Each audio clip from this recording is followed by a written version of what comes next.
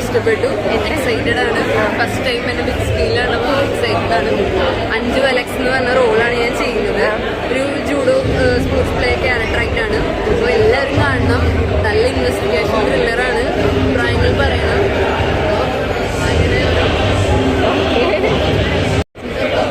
നമുക്കെന്താ പണ്ടത്തെ ആ ഒരു നന്ദലാല ഫീലൊക്കെ സൂപ്പറായിരുന്നു.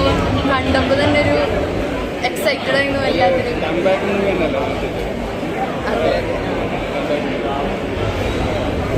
നമുക്ക് കുറേ മെമ്മറീസ് കൂടെ വരും. പക്ഷെ അതൊന്നും ഇല്ലാതെ കാണുമ്പോൾ അത്ഭുതപ്പെട്ടില്ല. ഏറ്റവും നല്ല ഫീഡ്ബാക്ക് തരുന്നത് നിങ്ങളാണ്.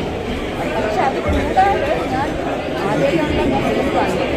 കണ്ടപ്പോൾ എല്ലാ ക്യാരക്ടേഴ്സിനും പ്രസൻസ്, ആ പ്രസൻസ് റിലേ ചെയ്യുന്ന ക്യാരക്ടറും ആ സ്റ്റോറിയും ഇന്നത് മാത്രമേ കുറേ ചെയ്തുള്ളൂ എന്ന് പറയാൻ പറ്റും. ഈ ക്യാരക്ടർ നല്ല കോൺഫിഡൻറ്റ് ഒരു പടം വരയ്ക്കുകയാണെങ്കിൽ ലൈൻ മാറ്റേഴ്സ് എന്ന് പറയുന്നത് in this film every character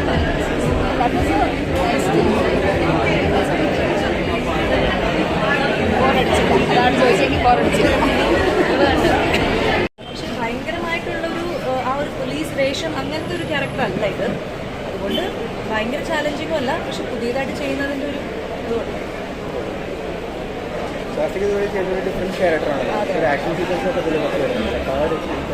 അല്ല, അതാ പറഞ്ഞത്, എനിക്കൊരു പുതിയ എക്സ്പീരിയൻസ് ആയിരുന്നു. എനിക്ക് കാണുന്ന ആൾക്കാർക്ക് എങ്ങനെയാണെന്നുള്ളത് വഴിയെ അറിയാം. പിന്നെ ഈ ഭയങ്കരമായിട്ടുള്ള നമ്മളിപ്പം പറയുമല്ലോ പോലീസ് വേഷം എന്ന് പറയുമ്പോൾ വാണി ചേച്ചിയുടെയൊക്കെ ക്യാരക്ടർ മനസ്സിൽ വരുന്ന അങ്ങനത്തെ ഒരു ക്യാരക്ടറും അല്ല.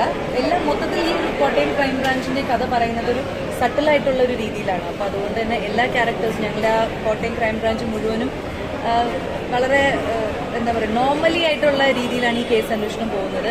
എല്ലാം ഇങ്ങനെ പറഞ്ഞു പോവുകയും അല്ലെങ്കിൽ ഒരു യാത്ര, ഒരു സ്ഥലത്ത് നിന്ന് അടുത്ത സ്ഥലത്തേക്കുള്ള ഒരു യാത്ര, അതാണ് കൂടുതൽ ഈ സിനിമ അല്ലെങ്കിൽ ഈ സിനിമയുടെ അന്വേഷണം അങ്ങനെയാണ്.